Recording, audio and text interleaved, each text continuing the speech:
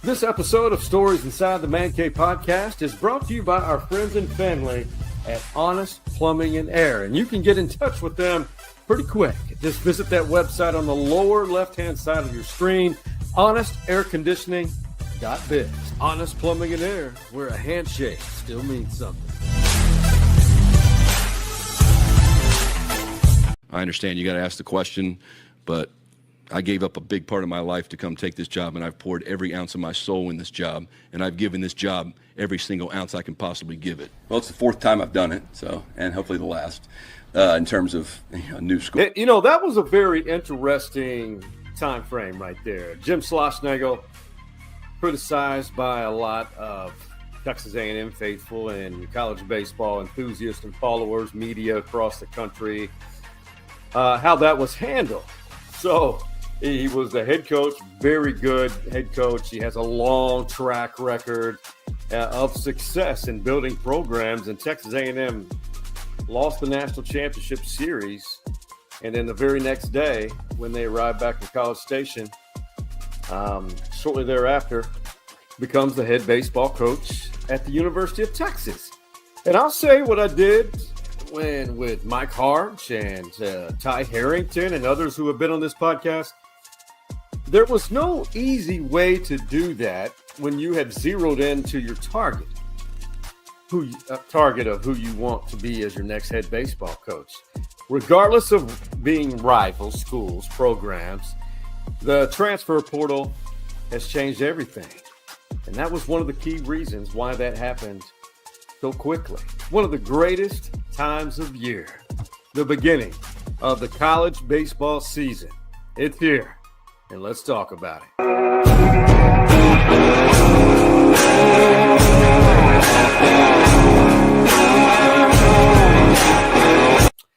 This is so much fun. I could just be an hour-long episode if I were to deliver my thoughts on how much college baseball means to me. But there are so many more people who love this game. The game is growing, and that is a very encouraging thing. Very encouraging thing as you see college baseball grow, and it is well worth it. And if you haven't had a chance to sample college baseball, particularly at diamonds like this, and I literally mean diamonds, like this Falk Field, every one of them in the SEC, Dallas Baptist University, Texas Tech, Baylor, you name it, Oklahoma State, have beautiful ballparks. And if you haven't given college baseball a chance, if you're not a cold weather person, wait till about late March. You'll be sucked in and you'll love it. It is the story of life, the game of baseball. I am Sean Clinch, the host of Stories Inside the Man Cave podcast, and I want to give a shout out to all of our sponsors: Saxton State Farm Insurance, Hargrove Roofing, Know Who's on Your Roof, Dirty Martin's Place, and of course our title sponsor of Let's Talk About It, Honest Plumbing and Air, where a handshake still means something.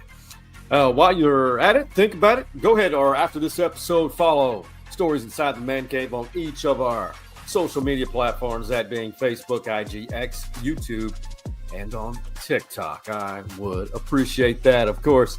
And we're halfway to 900 episodes if you were keeping count. But, you know, one of the big deals as college baseball's opening week, there are a lot of classics, tournaments. You know, we got one coming up here locally in Round Rock, Texas, the Carbach Classic, but there's one in Houston and there's one in Arlington, one in which Texas has played in both, Texas and A&M and Texas Tech, other big programs, Oklahoma State, they've all played in. But as we celebrate the beginning of this era, new era at Texas, there have not been many head baseball coaches at the University of Texas. Jim Schlossnagle, proven track record. The guy is absolutely a winner. 7 College World Series appearances, 9 Supers, 18 regional appearances, and he's this close to achieving his 1,000th career victory. 54 wins this year would get him there. Is that out of the question? No, but there are a lot of unknowns at Texas, and that's the beauty of this game. It's such a long season that you really don't know what a team is until about mid-A. Of course, his coaching staff. Tulowitzki stays. Nolan Kane, Max Wiener, the pitching guru, and Michael Cantu, the former Longhorn, who could really slap the ball around at Ditch Falk Field. But Jim Schlossnagle talks about, he was asked about, I think last week, about the hitting potential, the potential of this Longhorn group for this season. Trying to get deep in counts, trying to use the whole field, and then when we do swing, do damage. If we get Baloo back in there, yeah. I mean, there's, I think we can be a team that gets a fair amount of extra bases. And that's what fans want to hear. They definitely want to hear that because, again, be patient with this team. Baloo is a great talent that Texas has, and the pitching is where it all starts. Pitching and defense. Has been the mainstay of this Texas Longhorn program. Without going into each individual talent, there's potential. But we all know what Augie Garrido said about potential. It can get you beat, it can get you fired, but this is going to be fun to see this program grow as Texas opens the season up at the home of the Texas Rangers. They'll face Louisville, Ole Miss, which is a new SEC counterpart, and then Oklahoma State, their former rivals from the Big 12. All three of these teams are some of the best in the country, or should be. Oklahoma State, it may be the best team there. Oklahoma State has been one of those tradition-rich programs. Of course, Ole Miss, we know what they have done. They've been in the postseason a lot, won a national championship. Louisville has also been one of those programs. So that leads me to this, to get premature on things. What's a successful season for Schloss in his first season here in Austin? Texas measures their success by the number of times you go to Omaha. Texas has been to Omaha 38 times. No other program can say that, not even close. But to go a 39th time, you don't need me to tell you avoid injuries, but you definitely need a deep bullpen. You definitely need good middle inning relief. And the lineup that he settles in has to be one in which you're moving base runners and not really the big inning. But to answer this question, what's a successful season? I think you get to 40 wins. Should be the expectation. If the development goes well, get to 40 wins. I think 35 should be the expectation, to be honest. 35 wins for this team.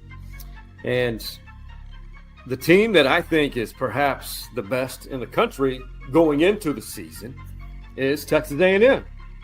Now, Mike Earley, assistant on Schlossnagle's staff at Texas A&M. He was part of the Longhorn staff for a few days, maybe a couple of days, and then Texas A&M trying to keep the program together, offered the head coaching gig to Earley. And he was asked about that on a coach's show there in College Station, about being the head coach and how quickly it's occurred. It sounds amazing. Yeah. Couldn't be happier, my friend. There's certain days where it's definitely challenging, but it's always, I've gone past the part where I'm always excited, but I'm no longer kind of like, wow, is this actually happening? I feel like I've settled in many different aspects. So yeah, it's pretty cool, and it's an honor to be the head of such a amazing university's baseball program. Good answer, and I'm craving Rudy's and that amazing brisket and chicken. Hey, shameless plug for our friends at Bert's Barbecue, Northwest Hills in Austin, Texas. Bert's has been around a long time. Rudy's is good, but for fast and really good barbecue, check out our friends at Bert's. It's amazing. You go for lunch, and you may get a food coma shortly thereafter. But for Texas A&M, I think they're the best team in the country heading in to this preseason as they begin this season like everybody else. they've got everything you need. They're replacing some big names, but they do have quite a bit coming back. So the structure of that lineup and their pitching staff would suggest that the Aggies are at or near the top. Does that mean they'll be at the top or even in Omaha by the season's end? No one knows. Now, Skip Johnson, the another pitching guru who was Augie Garrido's longtime pitching coach, has been at Oklahoma for quite a bit now, played in the National Championship Series a few seasons ago. OU's coming off a 40-win season, really good, and they're starting to go through some renovations of Eldale Metro Park and up in Norman. But he's got two of the best pitchers in the country, and they happen to be brothers, twins, Kyson and Malachi Witherspoon.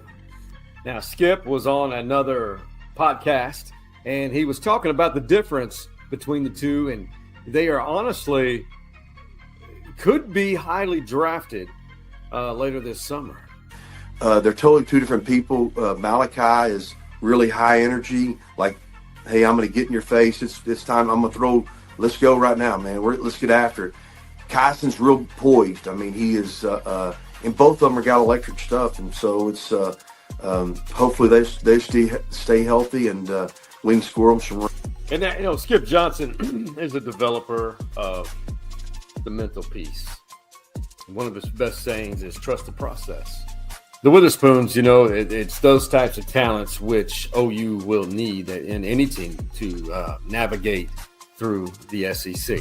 Hey, we're going to take a quick break, but coming up in segment 2, talk a little bit about the Texas State Bobcats. David Pierce, the former Longhorns head coach, is on that coaching staff as an assistant, new role. That number 11.7 is no longer for college baseball programs. We'll see you on the other side of this break. The Saxton name resonates in Austin. Jim's late father, James Saxton, is a Longhorn legend, a Heisman finalist while playing for Darrell K. Royal. And Jimmy is a UT football legacy from Westlake. He has been insuring Austin for decades. He and his staff will give you old school hospitality when servicing your insurance needs.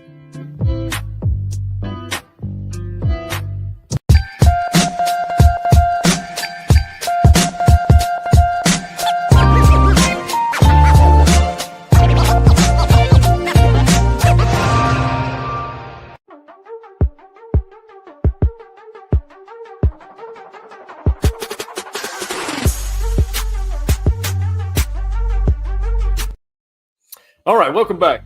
It's a short break. Texas State, the Bobcats down in San Marcos, Texas. They have developed a program which is relevant every year, especially over the last 10, 15 years, 20 years, longer than that. Ty Harrington, our good friend and a VIP alumni of Stories Inside the Man Cave. He makes appearances on here.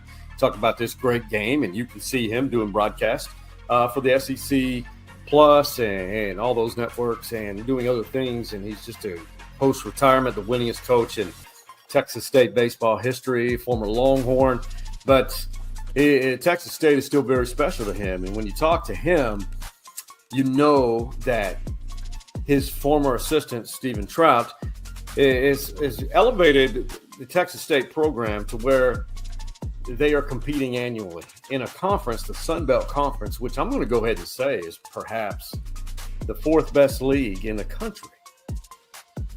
The quality of programs, it's very SEC-like, if you will. A lot of teams scattered throughout the South. And, they had Coastal Carolina, who won the national championship in Omaha a few years back, and the Raging Cajuns, tradition-rich program.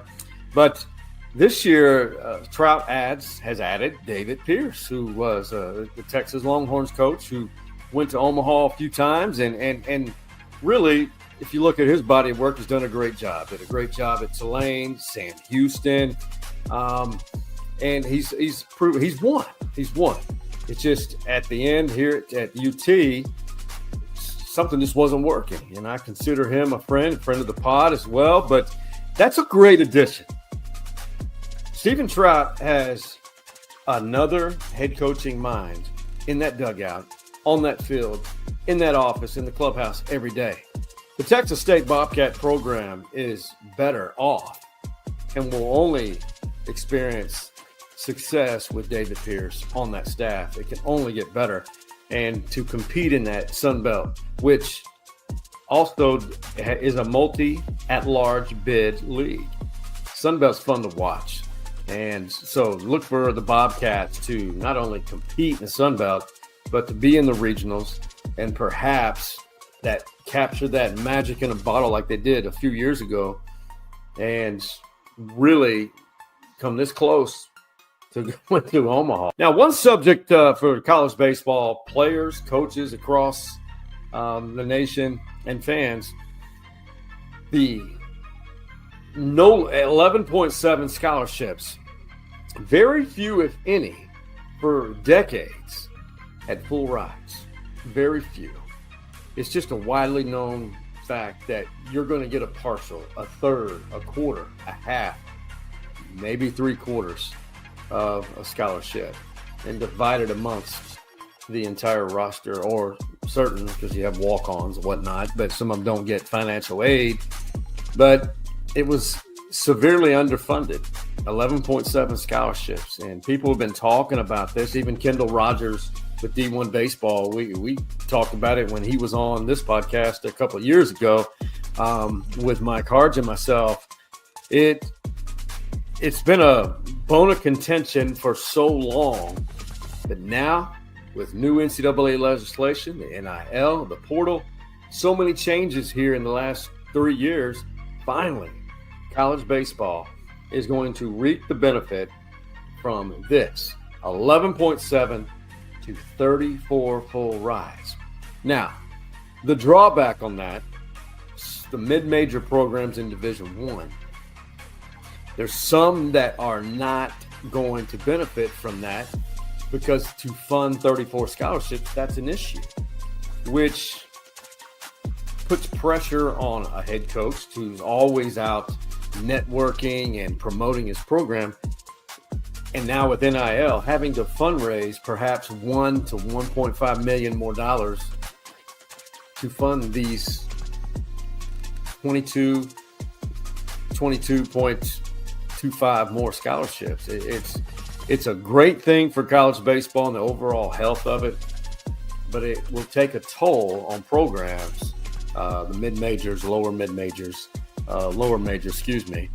and some that, it's where baseball's not one of those sports because it's viewed as a non-revenue sport outside of the SEC and Big 12 and the ACC as well. And even the Sun Belt, it's just not viewed outside of those leagues as a revenue sport. And a lot of these programs break even. It's never a doubt. Whenever a conversation involves college baseball, it's always good to talk about it.